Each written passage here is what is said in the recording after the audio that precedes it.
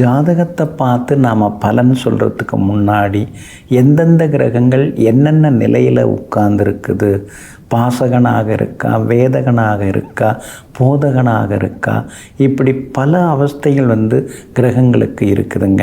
அதில் என்ன நிலைமையில் அந்த கிரகம் இருக்குது அப்படிங்கிறத ரொம்ப பார்க்க வேண்டியதாக இருக்குதுங்க. குறிப்பாக நவநாயகர்களில் நடுநிலையாக இருப்பவர், நவநாயகர்களுக்கும் தலைவனாக அரசனாக இருக்கக்கூடியவர் யார்? சூரியன் தாங்க. அரசு கிரகம், அரசாங்க கிரகம், ராஜாங்க கிரகம் அப்படின்னு நாம் சொல்கிறது எல்லாமே சூரியன் தாங்க. அது பெரிய விண்மீனாக இருக்குதுங்க.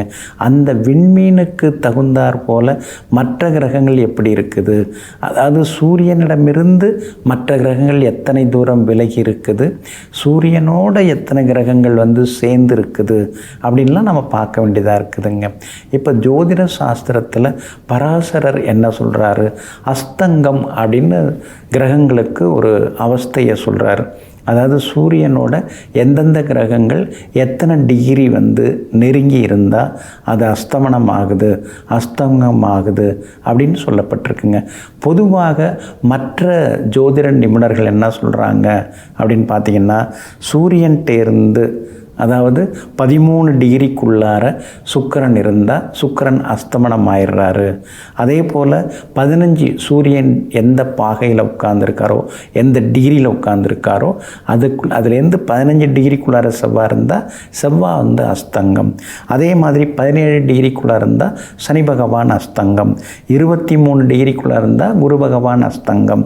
20 டிகிரிக்குள்ளார சூரியன்டேருந்து 20 டிகிரிக்குள்ளார புதன் இருந்தால் புதன் அஸ்தங்கம் ஆயிடுறாரு அப்படின்னு சொல்லப்பட்டிருக்குங்க. ஆனால் அதையே ஆரியபட்டருங்கிற நம்முடைய விண்வெளி சாஸ்திர நிபுணர், அதாவது இயற்பியல்லையும் அவர் பெரிய அதிக ஞானமுடையவர், ஜோதிட சாஸ்திர கிரக அமைப்புகள்லேயும் அவர் அதிகமான ஞானமுடையவர் ஆரியபட்டர்.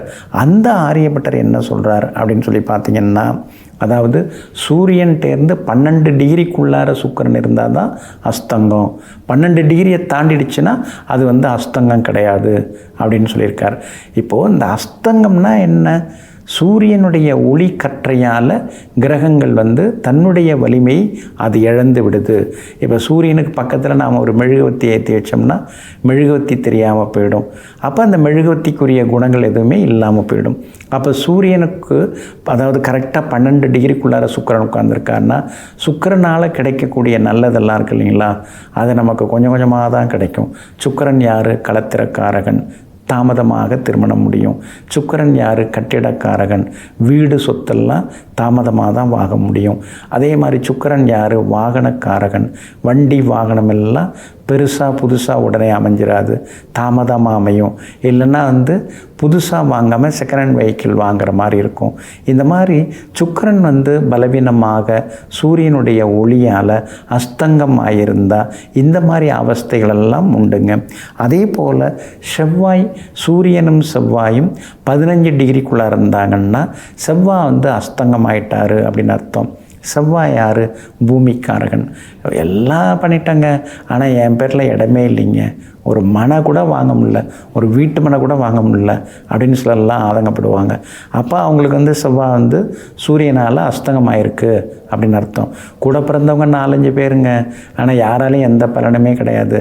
எல்லோரும் நம்மளை பயன்படுத்திக்கிறாங்களே தவிர யாரும் நன்றியோடு இல்லை, நல்லது செய்கிறதுக்கு நமக்கு யாரும் இல்லைங்க அப்படின்னு சொல்கிறாங்கன்னா அவங்களுக்கும் செவ்வாய் அஸ்தங்கமாயிருக்குன்னு அர்த்தம். அதே மாதிரி உத்தியோகத்தில் மற்ற விஷயங்களில் சவால்கள் இருந்துருக்கு அப்படின்னு சொன்னாலும் அவங்களுக்கும் செவ்வாய் அஸ்தங்கம் ஆயிருக்குன்னு அர்த்தம். ஹீமோகுளோபின் குறையுதுனாலே செவ்வாய் அஸ்தங்கம் ஆயிருக்குன்னு அர்த்தங்க. இது மாதிரி நிறைய விஷயங்கள் நம்ம சொல்லிக்கிட்டே போகலாங்க.